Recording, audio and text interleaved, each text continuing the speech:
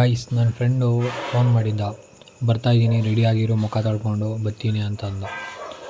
ಆಮೇಲೆ ಆಯಿತು ಅಂತೇಳ್ಬಿಟ್ಟು ನಾನು ಬೆಳಗ್ಗಿಂದ ಕೂತ್ಕೊಂಡು ಫೋನ್ ನೋಡ್ತಿದ್ದೆ. ಫೋನ್ ನೋಡಿ ಸಾಕಾಗಿತ್ತು, ಅದಕ್ಕೆ ಒಳ್ಳೆ ಟೈಮ್ಗೆ ಫೋನ್ ಮಾಡಿಬಿಟ್ಟು ಬಾ ಆಚೆ ಹೋಗೋಣ ಅಂತ. ಎಲ್ಲಿಗೋ ಅಂತಂದರೆ ನೀನು ಯಾಕೆ ಸುಮ್ಮನೆ ಬಾ ಅಂತಂದ. ಅವ್ನು ಬರೋ ಅಷ್ಟರಲ್ಲಿ ಒಂದು ಟೀ ಶರ್ಟ್ ಆದರೂ ಹೋಗಿ ಚೇಂಜ್ ಮಾಡ್ಕೊಂಬರ್ತೀನಿ. ಬಂದೇ ಬಿಟ್ಟ ಗೈಸ್ ನನ್ನ ಫ್ರೆಂಡು.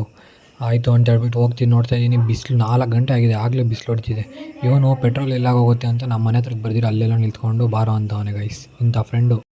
ಆಯಿತು ಅಂತ ಹೋಗ್ತಿದ್ದೆ, ಸಡನ್ನಾಗಿ ಕಲ್ ಮೇಲೆ ಹಚ್ಬಿಟ್ಟವನೆ. ಇಂಥ ಫ್ರೆಂಡ್ ಗೈಸ್, ಇಂಥ ಫ್ರೆಂಡ್ಸು ಎಲ್ಲಿರ್ತಾರೆ ಹೇಳಿ. ಆಮೇಲೆ ನನ್ನ ದರಿದ್ರ ಹೆಂಗಿದೆ ಅಂದರೆ ಅದೃಷ್ಟ ಹೆಂಗೂ ಚೆನ್ನಾಗಿತ್ತು.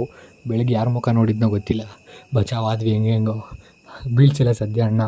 ಎಲ್ಲಿಗೆ ಹೋಗ್ತಾಯಿದ್ದು ಹೇಳ ಅಂತಂದರೆ ಎಲ್ಲಿಗೂ ಇಲ್ಲ, ಬಾ ಅಮೀರ್ನ ಕರ್ಕೊಂಡು ಒಂದೇ ಸಲ ಹೋಗೋಣ ಅಂತ ಅಂದ. ಸರಿ ಆಯ್ತು ಬಾಪ್ಪ. ಎಲ್ಲಿಗೆ ಅಂತಂದರೆ ಎಲ್ಲಿಗೋ, ನೀನು ಯಾಕೆ ಅವನ್ನ ಕರ್ಕೊಂಡು ಆಮೇಲೆ ಹೋಗೋಣ ಬಾ ಅಂತ. ಸರಿ ಅಂತ ಹೇಳ್ಬಿಟ್ಟು ಹೋಗ್ತಾಯಿದ್ವಿ. ಅವತ್ತು ರೋಡಲ್ಲಿ ಬಾರಾಗ ಅಣ್ಣ ಚೆನ್ನಾಗಿ ಅರ್ಥವೇ ಆಗ್ತಿಲ್ವೇ ಈ ಕೇಸು. ಎಳೆ ಮಗು ಆಗಿದ್ದಿದ್ರೆ ಓಕೆ, ಕುಡಿದ್ಬಿಟ್ಟು ಆರಾಮಾಗಿ ಶಿಸ್ತಾಗಿ ರೋಡ್ ಸೈಡಲ್ಲಿ ಆರಾಮಾಗಿ ಮಲ್ಕೊಂಡವ್ರೆ ಗೈಸ್. ಇಂಥ ಜೀವನ ಯಾರಿಗೆ ಬೇಕು ಗೈಸ್, ಒಳ್ಳೆ ನೆಮ್ಮದಿ.